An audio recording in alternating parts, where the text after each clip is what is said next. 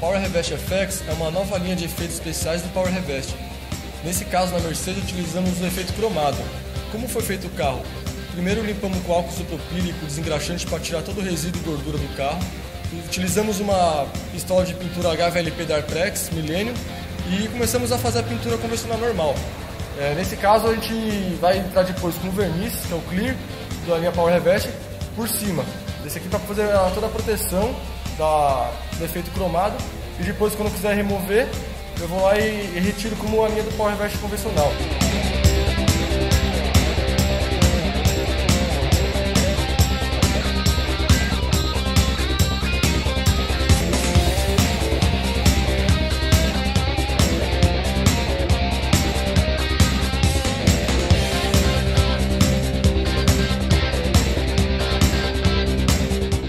Eu, como customizador de veículos, o que mais me chamou a atenção nessa nova linha FX do Power Revest, no caso o cromo, foi a praticidade da gente não precisar recorrer àqueles métodos convencionais de cromeação, métodos químicos, galvânicos, esse tipo de coisa.